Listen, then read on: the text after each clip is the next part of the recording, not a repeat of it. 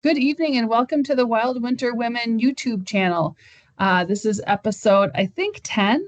I'm Leah, and tonight my co-host is Faye, and we're here with a daily recording to talk about the Iditarod Trail Invitational, which is taking place currently up in Alaska. And today is the evening of Tuesday, March 4th. Faye and I have some general updates about the race, but first we have some very special guests with us tonight. Lynn and Amanda. Lynn Hall is from Leadville, Colorado. Amanda Harvey is from Minneapolis, Minnesota. And they just participated in the 350-mile race on bike.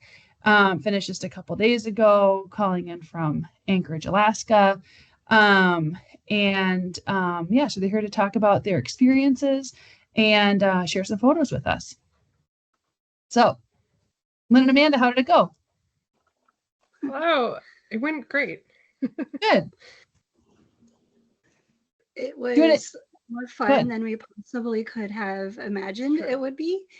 And I feel like fun is a word that is not really thrown around a lot with this particular event. But we went in it with a pretty specific goal of having as much of it as we could. And the conditions really allowed for it. That's true. And we took advantage. Awesome. And so the two of you rode as a pair and kind of stuck together. And how did you talk a little bit about like how you met and then how you came, like kind of your background with the race and how you decided to do the race together? So we met 3 years ago at camp, actually at this hotel in Anchorage, waiting for camp morning to start. We were having breakfast and eyeing each other like, are you here for Iditarod training camp? And clearly we both were. And right away we had so much in common, down to like our cat stickers all over all of our gear, and our affinity for tea rather than coffee, and our androids and all of these, random things. Our husbands are all both named Andrew. So we were just, besties out for Iditarod training camp together that week, even though she was on bike and I was on skis and moving at very different speeds. We did a lot of the practice things together, like fire building and tarp building and all of that. We spent 2 nights together under a tarp. The first night was to practice putting up tarps, and the second night was because there was freezing rain happening and we needed the tarp for shelter. Because there was freezing rain happening on top of a lot of heavy snow, the trees and branches in the woods kept falling down all around us, which was a little terrifying. And so we're trauma bonded from that. We just laid awake all night, like listening to all of the tree branches crack around us and like fall on the ground. So when I decided to switch to bike for this year's Iditarod, Amanda had a little idea. Yeah, I thought it would be way more fun to ride together. I finished the race last year and was like, I had a hard time last year. So I figured if I could ride with Lynn, we would work on having a better time. And that was my goal for this year, a better time than last year. Great. And so, and Lynn, you did the race before. So you were at camp in 22 and then you were here in 23. Right. And in 23, I was on skis for that super cold year. And I ended up getting the norovirus at mile 86 at Squentna. So I had to scratch that year. Broke my heart, and I wasn't able to come back last year because of health challenges. So it was a really, really big deal to get to the start line this year. Great. Well, I mean, they say that like, what's the phrase? Something like the hardest part is getting to the starting line.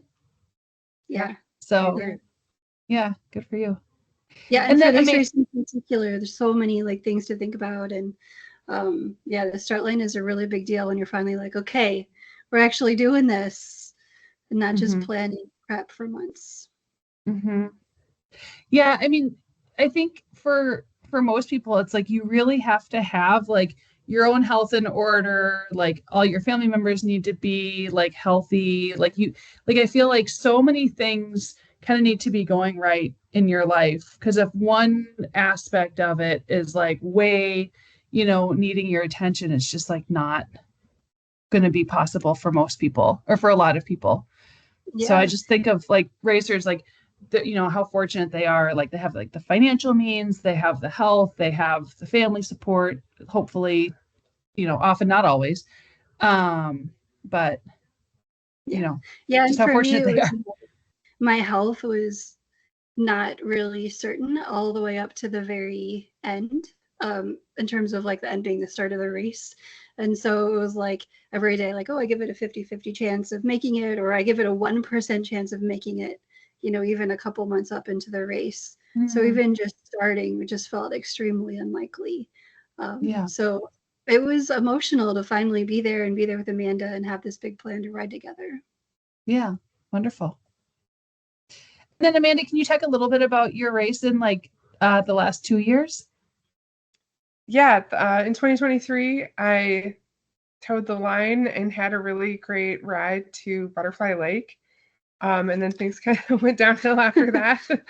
Mile 25. Yeah, 25 miles in. And I bent my derailleur hanger and was in one gear. And then I got a flat, which I fixed. And then it went flat again, which then Leah came by with her pump and an extra tube just in case, and helped me get my wheel back on, which was also a challenge. Yeah. The grease, I had low temp grease, but not on my through axle. And so anyway, it was like, because it got real cold out on the river that night. And then my both tires went flat again, and I ended up pushing for a while until I was like, why is this so hard to push? And I look back, and it's because my rear tire jammed into the frame and was just dragging along collecting snow. So I bivvied on the river for a little bit when it was probably -25. Well, it was even colder. Who knows? Trying to think about how I can like get this bike to move forward, because in that span of time I also broke my pump because it just snapped because it was so cold. Um, and then eventually I was not sleeping because it was cold, so I figured I'd get up and carry my bike, and it took some trying, but I finally rigged up a little backpack out of it and hiked my bike the last like 7 miles to Yentna Station. It took me about 12 hours because once the sun finally came up, I kept like resting and then falling asleep and then walking a bit and then resting and falling asleep. But yeah, then that was the end of my race. Yeah, that Um, story, the story is like so amusing to hear every time. Like it's just so like, this like thing went wrong and then you solved that problem and then another thing went wrong and then you solved that problem and then, it's like just kind of this like ongoing set of challenges. yeah, And that was such a challenging night for so many people. But like, I love the fact that you at the end just like disassembled your, or at least put your bike on your back and just like walked it in. That's so epic. 60 something pounds on her back, walking miles. it was a lot. Horrible. Yeah, and then last year, 2024, I signed up again on bike and was pretty determined to finish. It was another cold year, and so that was a challenge. And there was fresh snow and a north wind that happened for days and blew in the trail. And so I worked with a group of people for a bit to blaze the trail to get out of Finger Lake, which was kind of harrowing. And then, yeah, getting up and over Rainy Pass was harrowing. The burn was harrowing. I found out I got lucky and met up with a few people who we like stuck together to go over the pass. I ended up with IT band syndrome going across the burn and thought I was going to have to drop a Nikolai because my knee pain was so bad. But then my friends rallied with me and gave me additional pain medications, and we managed to all make it to McGrath together. Wow. So that was a really essential learning for me to know, like, doing this race with the support of other people is super helpful, Mm-hmm. even if they're people you just met. Yeah. Great. So what would you say were like the high points this year? Or like, was it just kind of like a, 7-day high point or, or It however was a long lot. it took? It was a lot of high points. It was 5 days, 22 hours, Leah. Oh, excuse me. There was a lot of high points. I'd say, like, seeing the Northern Lights the first time, Mm. because at camp we had both not seen the Northern Lights, and we told Kyle, the race director, that we would camp out in McGrath if we hadn't seen them before the Like, finish. well, like we're not going to make it to the community center in McGrath. Like, we're going to camp outside of town and have a little sit-in protest until we see the lights. Yeah. So fortunately that it didn't come to that. We actually saw quite a bit of the Northern Lights. Yeah. Like, I think 4 nights worth. 4 nights. Yeah. Every night but the first. The first night, or the second night we were on the trail, the first night that we saw the lights, like, we stopped and hugged and cried it out and, had quite the moment. And then by the second night, it's like, oh, cool. And we were still very impressed by them the last night, but fewer tears. Fewer tears. One of the best Kind of nights kept it rolling. was a Bippy night. We slept just before the shelter cabin in the burn, and like just both of us woke up and could see the lights ahead of us, like above us. So just being comfy and warm in your sleeping bag and seeing the lights move all around is really special. And it was a really dynamic light show in that moment too. It was like skinny, spindly arms that were moving quite a lot, and so it was a really fun one to watch from the sleeping bag, and I'll never forget that. That was nice. I'd also say literal high point Rainy Pass was pretty spectacular. We had a bluebird day and just beautiful. I couldn't imagine Rainy Pass without like 40-mile-an-hour winds and being awful. So I packed a lot of things for that, and it ended up being just completely lovely. We rode most of the way up. I told Lynn that last year Kyle, the race director, had come by on his snow machine and offered us Fireball along the way. So when we were up there taking pictures, it was just the two of us. We're like, where's our Fireball? Where's our Fireball? Well, all of a sudden out of nowhere, we hear a snow machine. And sure enough, it's Brian coming southbound from Roan with supplies going towards Puntilla. And what does he have strapped on the back of his snow machine? The bathtub full of Fireball. Wow. It was just like this gift. And that's how it felt. It's only Fireball and it's funny to joke about, but that's how it felt so many times on the trail, where it's just, there were so many gifts. Yeah, we had a lot of gift. It was really special to have the Fireball delivery. Yeah. Great. So I was wondering if you guys can talk a little bit about the advantages and disadvantages of traveling together. Yeah, I think the key thing if you're going to travel with somebody else is to be really intentional about it and have a lot of discussions about what it means. What does it mean to ride together? Does it mean like I'll wait for you at the top of hills, or I'll see you at checkpoints and we'll do checkpoints together? Or is it like mile for mile, we are riding next to each other? Because I've tried to ride with people in other races and we didn't have that good, clear communication. And I think because of that, I've learned how to better communicate. So we had a few Zoom calls ahead of time just to talk about expectations. What do we want out of the race? Going back even 6 months ago, like we didn't have Zoom calls like the night before we were flying to Alaska, but like going out really 6 months and taking it very seriously, that entering in this together is it's a really big deal. You shouldn't take it lightly. And just in talking about like all of those things, like what does it actually mean to ride together, and then also expectations in terms of like what we're bringing to the duo. I'm a new rider. This is my first real bike race, I'll be honest. Because I come from more of a skiing, running background, whereas Amanda's been on a bike for a really long time. but I do have a background in endurance events and winter survival and all of those things. And so in some ways, her skills were always going to be, a little sharper than mine when it comes to like bike maintenance and things like that. But then there's other areas where, I've got skills. Yeah. But just being really clear about like what we're bringing to the table, what the expectations there are, and knowing that like even though we're together, we still have to be like self-reliant in a race like this too. So just talking through all of that together. Yeah, I think so. I think the advantage of being with a partner is having someone who has packed slightly differently than you. So we like didn't share gear really. We all had our separate things. And so if there was something that I was missing or lacking, Lynn had it, and vice versa. Vice versa. And it just worked out that way. But we weren't ever like, oh, I'm not going to bring X because you're having, like, I'm not going to like not bring a stove. For instance, that would be crazy.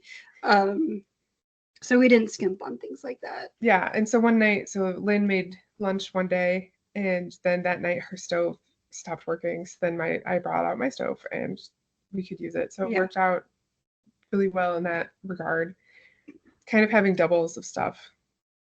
But I think like backing up a minute, like the biggest advantage is just like being able to talk about things on the trail and notice things together and experience it with somebody versus just being in your head and saying like, oh man, those northern lights are amazing, or wow, this ice under our bike tire sure is thin, or all of those thoughts that you have that you just have to hold into your brain until the next checkpoint or McGrath or their next panic text to your loved one. You get to actually experience in real life with somebody, and I think that made it for a much different race. Yeah.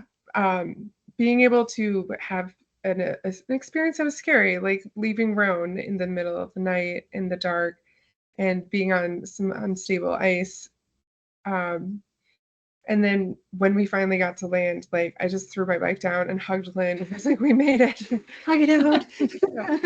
So being able to share experiences as a part of like not having trauma, and especially like the tussocks, it was a lot more fun to do something hard like that with somebody else.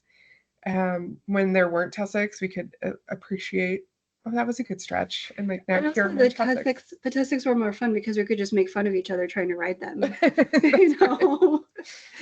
The whole thing was just funny versus I think when you're by yourself and you're just so tired and like you can't make it as much of a joke. It's just harder. I'd like come up to a 2-foot tall tussock or something and be like, Lynn, you want to just send this one? How come you came off your bike, Amanda? Yeah. Oh, she's just a better rider than me now. Oh, yeah. Yeah, that moral support was really helpful. And I think being able to spot when your other person is struggling and they might not want to stop and camp. What? Whoa, throwing me under the bus. Yeah, I mean, there was one point where I was like at my lowest low, and our plan was to get to the Bear Creek shelter, and she found a spot that was like bivvyable. It was actually, that turned out to be the Northern Lights. It was a great spot. And, she just turned to me and she's like, hey, new plan. We're going to bivvy here. And it's like, great. Okay, done. And having that person just tell you like, this is what you need right now. We're just doing this was so helpful. And we made a pact at the beginning. Like our only rule really was like we can't cry at the same time. So we need to have unless it was happy tears. Happy tears are fine, but if we're gonna break down, we have to break down at separate times. So there was one point where I was super bonking and Lynn was strong and like leading the way, getting us to Finger Lake. So I think it worked out that we were not having breakdowns at the same time. Yeah. I think one like disadvantage, like Faye, you were asking about that, like you really do have to be very intentional in your communication and you have to mean what you say. And that's kind of one thing that I was noticing with other people or just in general when you try to link up like in the like fog of an endurance event. Sometimes like we aren't clear what we need or we kind of beat around the bush a little bit, and you just have to be really direct. Like, I need you to stay with me. I need you to stay behind me. I need you to let me make decisions or whatever that looks. But when you say it, mean it, and don't get confusing in your communication. So the other person then has to like play mind games to figure out what you want. You know, just like in life. Yeah. Mm-hmm. And I think too, the other thing is like when you're riding with someone and someone does give you like honest, direct, like, no, this is what I need right now, and this is what I need you to do, to like kind of heed that advice. Like last year at ITI, I was riding with someone and I was like, I need to just stop. Like, you should just keep going. Like, don't wait for me. Like, this is what I need to do. I just need to take care of myself.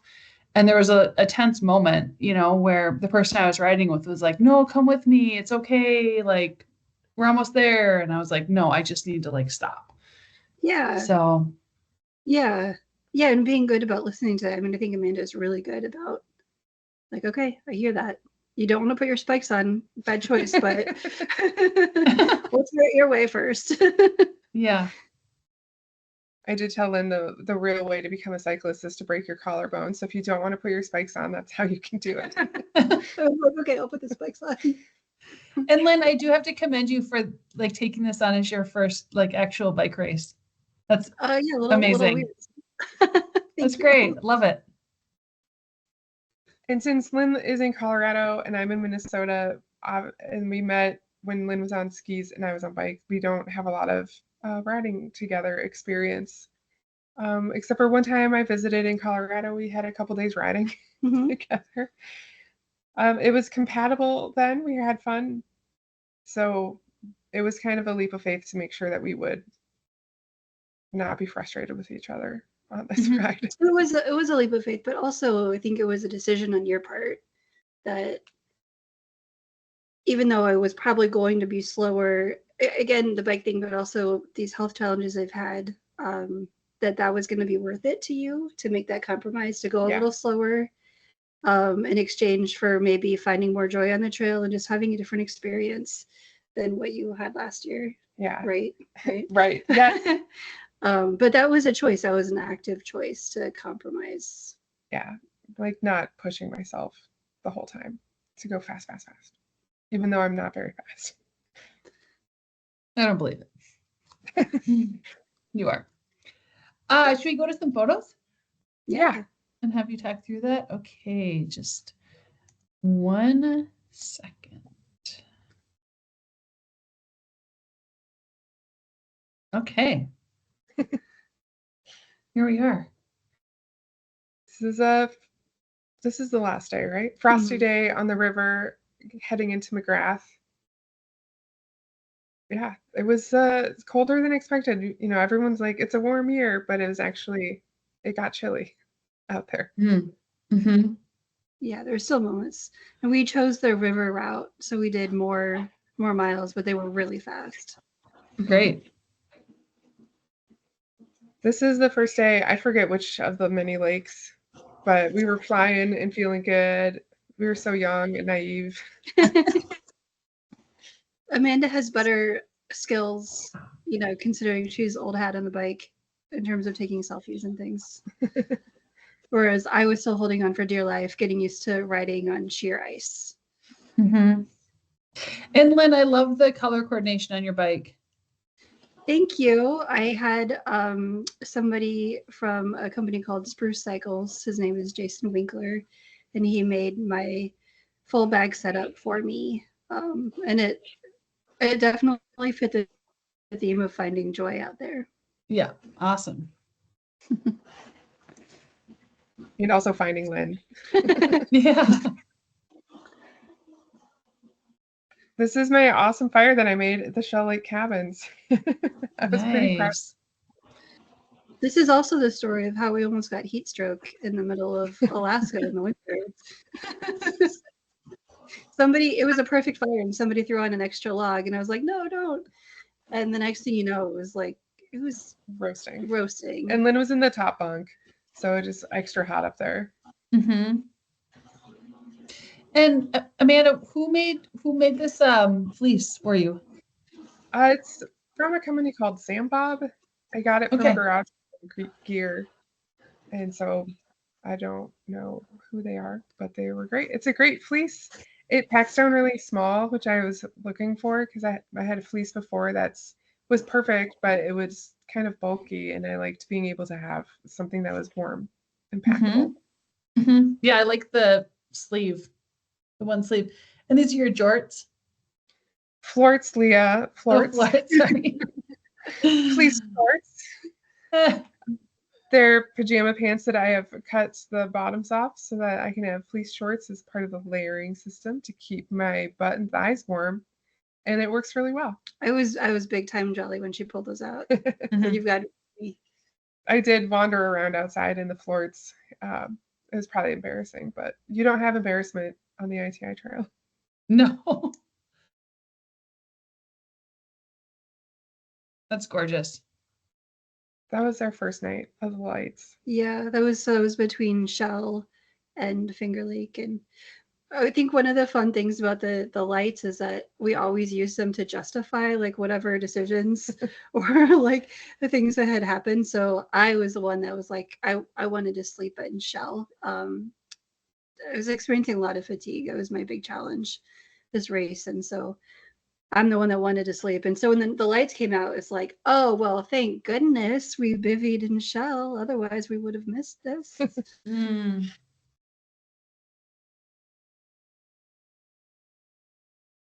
Oh, gosh. The steps. Yeah, last year I fell down 2 of the steps. I like hurt my knee, hit my head twice. So it's like this year I'm going to do it better, at least safer. So down on my butt I go. And didn't you say this is how Leah does it? I was told Leah told me this is how you do it. This is how I do it. Yeah. So on the steepest one, I sit and I put my bike on my lap. Usually Okay. I'm like drive train up. Yeah. And like kind of like my saddle kind of by my right kind of armpit or into my handlebars on the left. And then I just like go down. Just seems like the most controlled way to go down the hill. I need to work on bike positioning technique. If you could just like come up and help us, show us. Yeah. Oh, I'd love to. Yeah, let's do it. You can diagram it out. Either way, this works great. I think at the bottom of this one, I found a chewy bar that I took. Oh. And ate it later on the trail. So I found a trail snack. Nice. That's great. But you were sighted, Leah. Yeah. Yeah. You got credit for the method. Yep. Sweet. Thank you. Rainy Pass Lodge. We went all in at Rainy Pass Lodge, which again, if you're going to be on a joy tour, I highly recommend. We did the room, did the fancy dinner. We got there probably around 3:30 or 4, and so it was not dinner time, but we were hungry, and they fed us leftover butternut squash and sausage soup, and then had dinner again at 6, and it was perfect. Great. Well done. Yeah, and can you talk just briefly about the lodge? Like it looks like a gorgeous log cabin. Yeah, it's the oldest hunting lodge in the state of Alaska, like continuously running. So we stayed in the main lodge where they had additional beds. I think there's a bunkhouse for racers, and people also stayed in other little cabins around the property. But we stayed in the main lodge, which was super nice. Had a shower and everything. The parents are the family that runs it, and they're really friendly. Mm-hmm. It's fun to see their kids running around. The mom was cooking dinner and her kids were being annoying, and she's like, go outside now. And then the next thing I know, they're both on a snow machine, like riding around the lake. The kids were. The children, yeah. Yeah. It's a great spot to really, I mean, I'm sure you guys know this, to reset and just make sure, everything is dry, all your systems are working, reorganize everything on the bike if things have gotten messy. And yeah, just make sure that you're really good to go, because obviously from Puntilla or Rainy Pass Lodge on, it's committing, it's really committing. And so you want to be really squared away going up and over that pass, to know that you're in it for the long haul at that point. Mm-hmm. Yep, good point. Yeah, because you're right. This is the last time that you're like, I mean, other than the canvas tent at Roan, like, I mean, it's probably what, like 100 miles to Nikolai from here. Yeah. Mm-hmm. Yeah. And really 100, as you guys know, very long miles. Yeah. Yeah, they don't come easy. No. This was heading up the pass that morning. Cool. I love your Arrowhead 135 thing It's here. my reminder that I can do hard things. Awesome.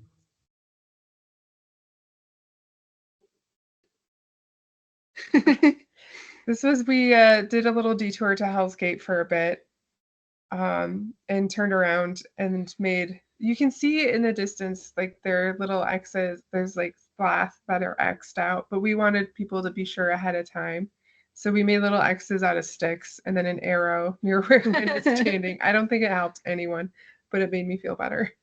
This was Yeah. after those two guys had gone over Hell's Gate completely. And so there were bike tracks both ways. And I think a few more people turned towards that direction inadvertently. And we just added to it. Yeah, we did. We added to the bike tracks. So feeling badly about that. So for viewers, basically, the high point of the course is Rainy Pass. And there were a number of two racers who inadvertently went a different route, kind of avoided that high point of the course. And you're not required to take a particular route, actually, but the pass is kind of the more established way to go. And they ran into open water about 5 miles from Roan and weren't able to cross over the river again. So they came back around Hell's Gate and over the pass. So they basically did 3 high points along the Alaska Range. And they, do you know how many? They did great. Do you know how many extra miles they did? It's like 30 extra to do Hell's Gate. We would love to know that. Yeah. Yeah, I think it's 30 extra to do Hell's Gate. And if they didn't make it the whole way, so they did at least 60 extra miles, I'd say. We'll give them credit for that. Extra. Yeah. Yeah. Yeah, this is still just going up Rainy Pass, and man, it was just so beautiful. And I just kept thinking all day, like, it's hard, obviously, riding up Rainy Pass, but it's the kind of day that you're gonna miss, especially with the weather that good and everything, the conditions that great. And you know, I'm sure now that there's gonna be so many days of my life when I'm like, I wish I was back in Rainy Pass riding up that thing, and just being in the moment and trying to enjoy those mountains and where you are, I think is just so important.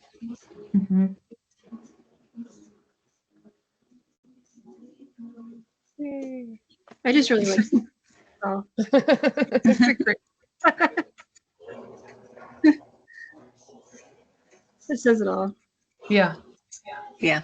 And you're right. When I saw that like the conditions were great at Rainy Pass, I was so jealous. Like you're right that there's a lot of days that you wish that you're there.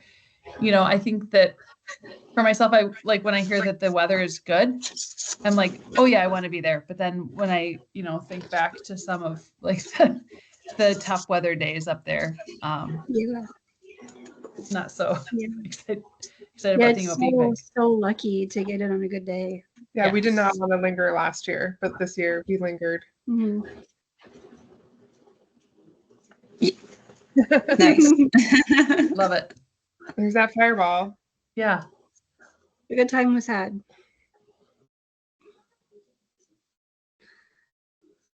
Yeah, down in Roan, you like get settled in, they put you in the tent, and immediately Adrian's got these beautiful brats in your hands. Sunny made us soup, and so we just ate our fill, and then we got lucky and got to go in the tent behind the tent. Although ours was unheated, but it was quiet, a bit quieter. It was a good sleep. But it was awesome, going over the pass and then getting into Rhone and then immediately being greeted by Sunny and Adrian. You know, they like come out and see you in, and it's just so special, and it makes you really feel like the ITI is true family. Like when there's somebody there that you know, like welcoming you to the far side of Rainy Pass and giving you that big hug, and then oh my gosh, those brats were the best brats ever. Yeah.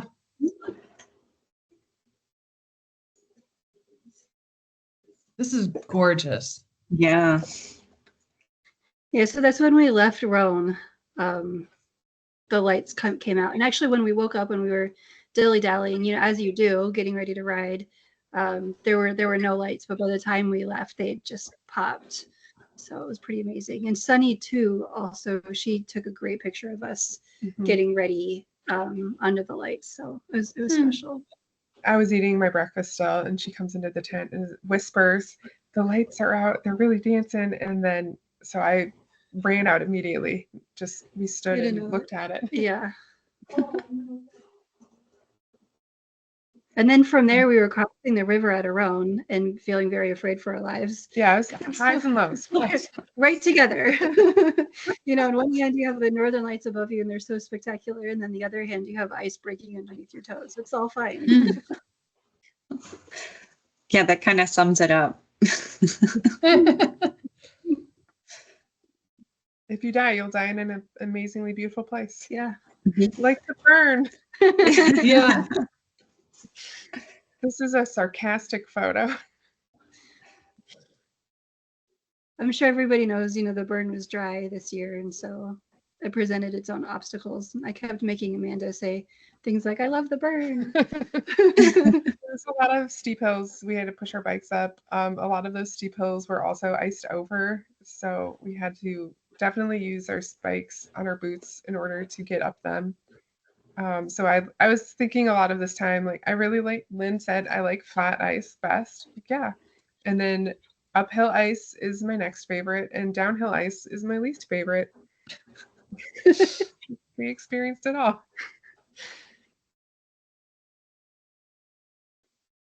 Highs and lows. Yeah. This is me learning how to mountain bike on the Iditarod.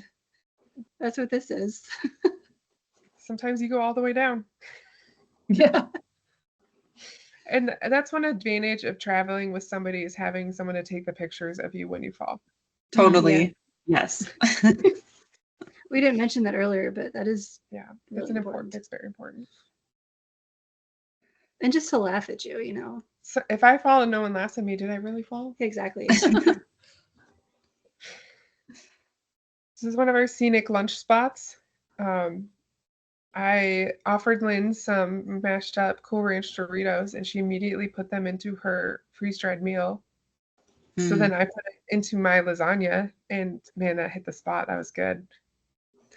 This was like the first day in the burn, like going from Rhone to Bear Creek, and for some reason I started out that day super arrogant, like, oh, we're just gonna go to Nikolai. We're just gonna not stop and get to Nikolai. And it was not going to plan at all. I was having a rough day, it turns out. And you know, this is one of those moments that Amanda was like, hey, let's just stop and cook some food. Let's just do that and see where that gets us. And I was really grateful for her just like slowing it down and being like, we're not here to like set a record. We're here to stay alive, and you need food real bad.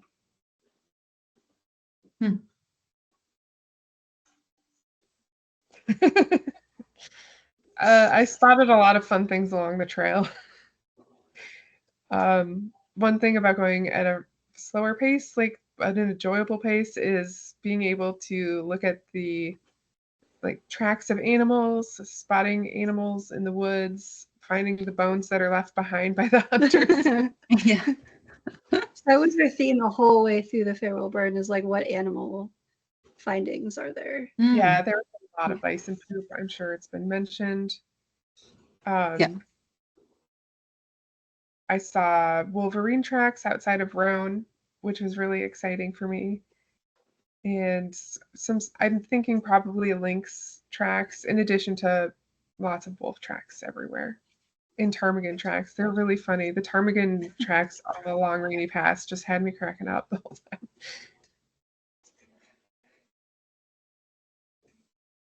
That's the bivy spot. Lights. It's a little, it doesn't matter.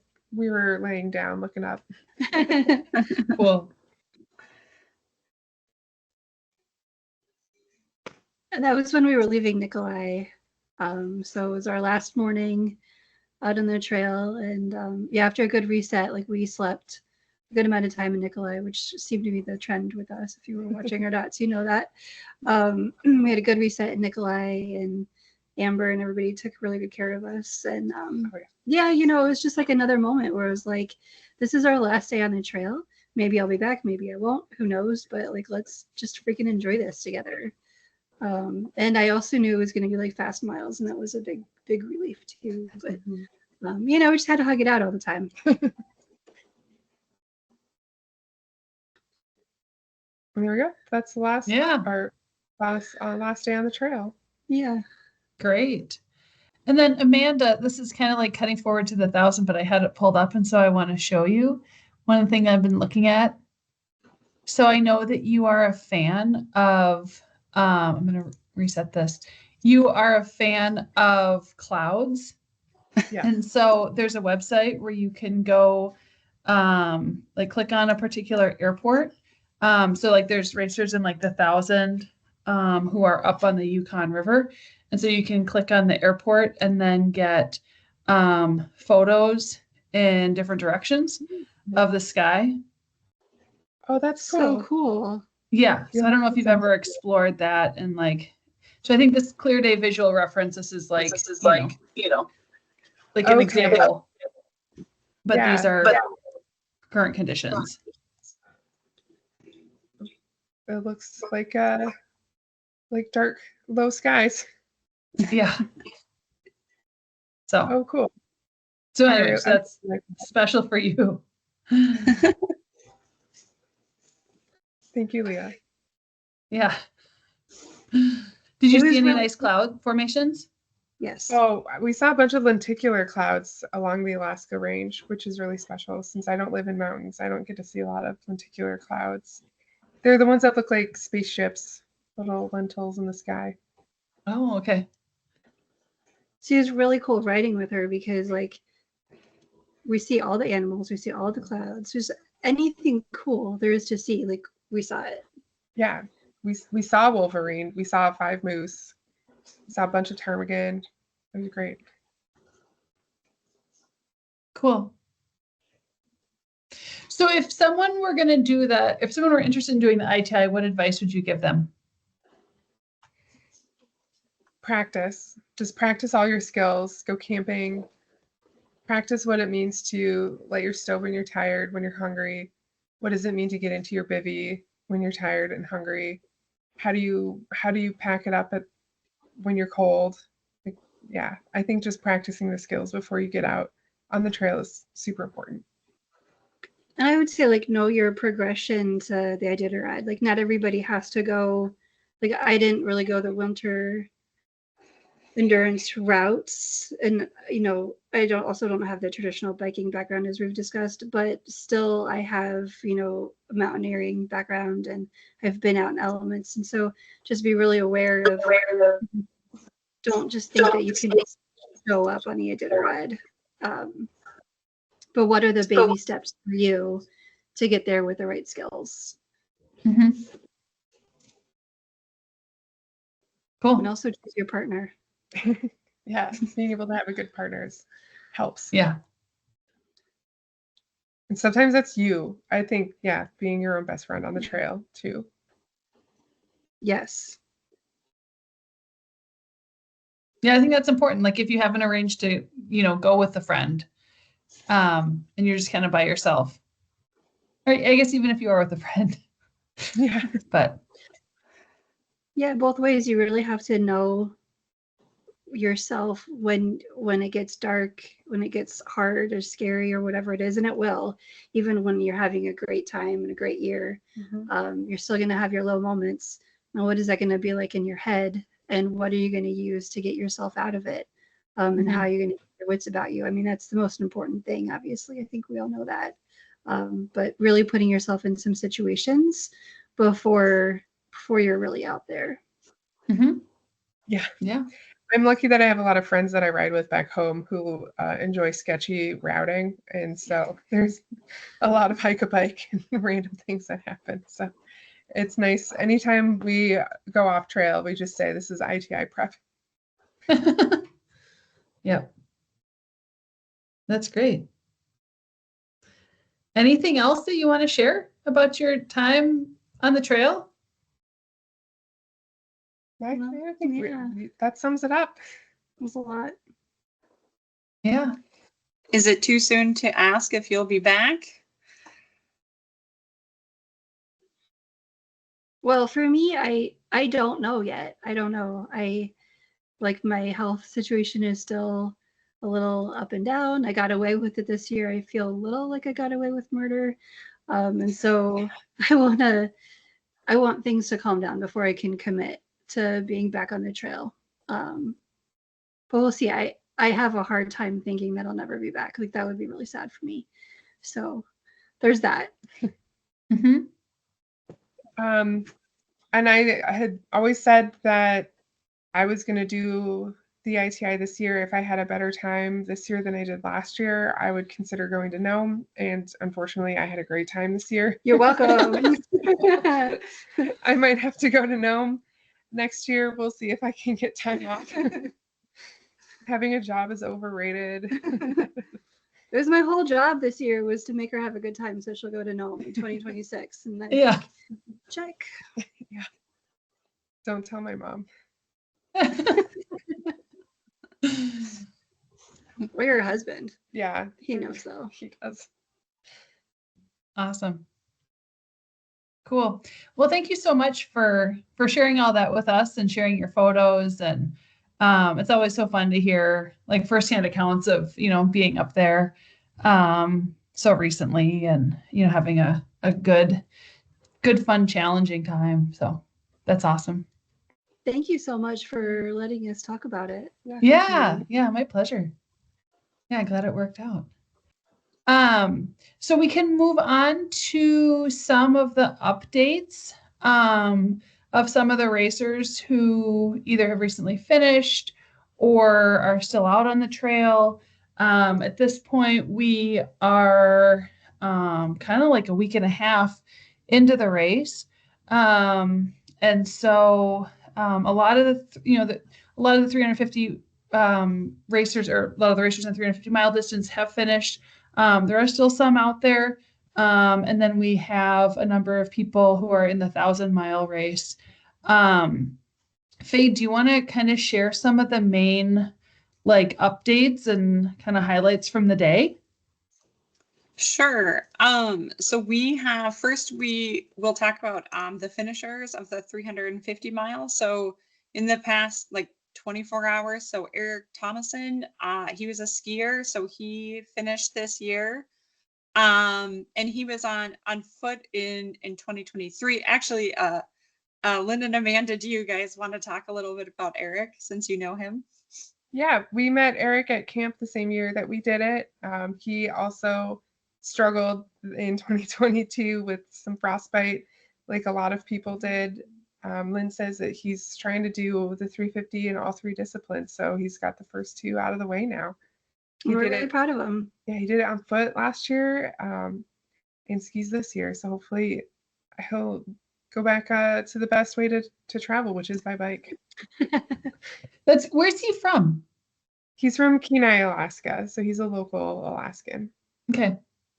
Yeah, I feel like the Alaskans, I don't know what it is, and I don't mean to discourage anyone who's not from Alaska from skiing, but the skiers in Alaska are kind of a different breed than they are, even Faye and Amanda and I are all from Minnesota, and we have a strong skiing culture in the state, but in Alaska, they they kind of take it to the next level with some of these events. It's really cool to see. We were watching skate tracks, mm-hmm.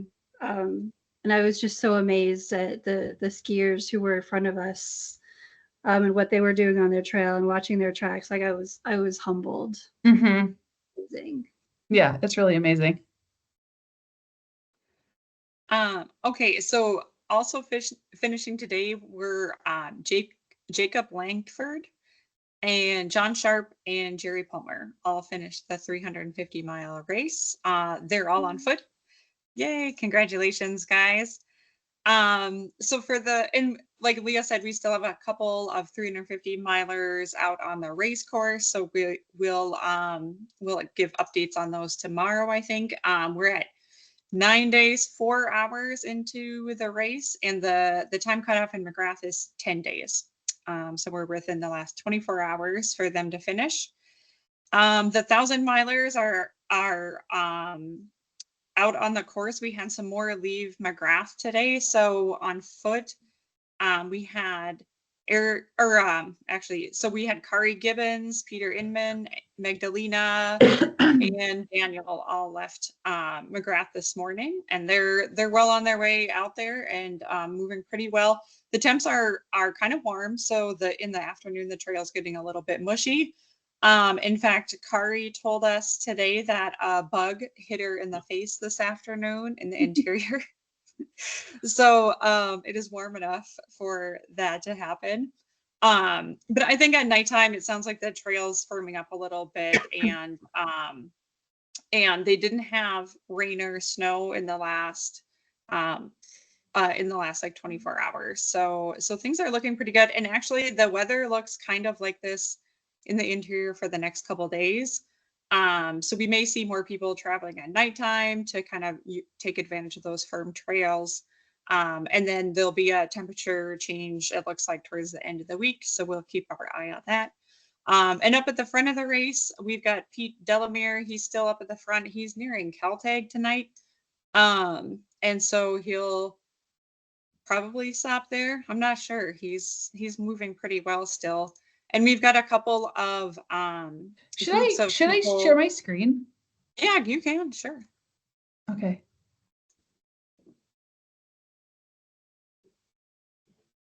Is it going? Yeah, we've got a few other groups of people behind him. And so like there's a group nearing Nalato, one that's in Galena tonight, and then there'll be another group, Julie and Janice are coming up on Ruby. So they're in these big hills right now before Ruby. They're pretty terrible. The map doesn't do them justice. That's how I would describe them. So they're in these big hills, and then they'll be in Ruby with a roof over their head shortly. That's pretty nice to have that section out of the way, and then on the river. And I would say it looks like people are traveling on the river pretty well. We expect the dogs to be in Ruby Wednesday night, so maybe within like 24 hours, the dogs will get to Ruby. Yeah, because they had started from over here in Fairbanks, so they're kind of coming down the river that way. Yeah. So right now they're somewhere they're 170 miles in to the race. I think maybe coming up something like that. Let's see, Gavin, he's leading the foot race, so he just is at the North Poconoco cabin right now. I think he got there just a little bit ago. And back behind him, John Rickner, and then Eric Bissett needs a shout out because he's our only 1,000-mile skier this year, and he's moving along pretty well. So the 1,000-milers that have left McGrath are well on their way and looking pretty good so far. Mm-hmm.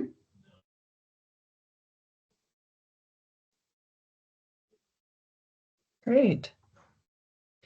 Well, thank you. I think that's all that we have for tonight. So thanks to everyone watching for joining us. Thanks to Lynn and Amanda for being with us. Thank you to Faye. This has been great. There's a lot more information out there on the race. Faye is writing the blurb about the daily updates, which will be posted on itialaska.com and on a couple of different Facebook groups. And also there's information on social media under Wild Winter Women and ITI Alaska, on Instagram. So anyway, thanks for joining us all. Have a good evening.